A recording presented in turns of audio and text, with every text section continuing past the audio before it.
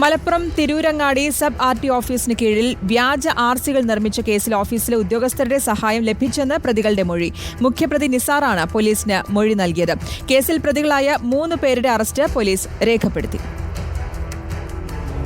വ്യാജ ആർസി നിർമ്മാണ കേസിലെ പ്രധാന കണ്ണിയായ പരപ്പനങ്ങാടി ഉള്ളണം സ്വദേശി Karuvadath Nisar, mini civil station സമീപത്ത് ഓൺലൈൻ സർവീസ് ഷോപ്പ് ഉടമ നഈം, പരപ്പനങ്ങാടി ചെട്ടിപ്പടി സ്വദേശി ഫൈജാസ് എന്നിവരെയാണ് തിരൂരങ്ങാടി പോലീസ് അറസ്റ്റ് ചെയ്തത്.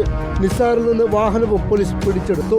വ്യാജ ആർസി നിർമ്മാണത്തിന് നഈമിന്റെയും ഫൈജാസിന്റെയും സഹായം ലഭിച്ചെന്ന നിസാറിന്റെ മൊഴിയുടെ അടിസ്ഥാനത്തിലാണ് ഇവരെയും പോലീസ് അറസ്റ്റ് ചെയ്തത്.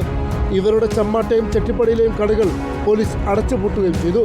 വ്യാജ ആർസി നിർമ്മാണത്തിനായി ഉപയോഗിച്ച കമ്പ്യൂട്ടറും ഹാർഡ് ഡിസ്ക്, സ്കാനർ, പ്രിന്ററുകൾ ഉൾപ്പെടെയുള്ള മറ്റ് ഡിജിറ്റൽ തെളിവുകളും പോലീസ് പിടിച്ചെടുത്തിട്ടുണ്ട്.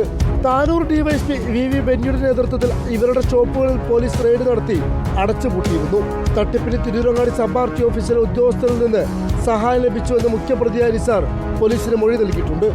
ഉദ്യോഗസ്ഥരുടെ ഒത്താശയോടെയാണ് തട്ടിപ്പ് നടത്തിയതെന്നാണ് പോലീസിന്റെ നിഗമനം. ഉദ്യോഗസ്ഥരുടെ പങ്ക് കൂടി കേന്ദ്രീകരിച്ചാണ് പോലീസ് അന്വേഷണം പുരോഗമിക്കുന്നത്. തിരിച്ചടവ് മുടങ്ങി ഫിനാൻസ് ഏജൻസികൾ പിടിച്ചെടുത്ത വാഹനങ്ങളാണ് വ്യാജ ആർസി നിർമ്മിച്ച് ഉടമസ്ഥ കൈമാറ്റം നടത്തി പ്രതികൾ തട്ടിപ്പ് നടത്തിയത്. റിപ്പോർട്ടർ മലപ്പുറം.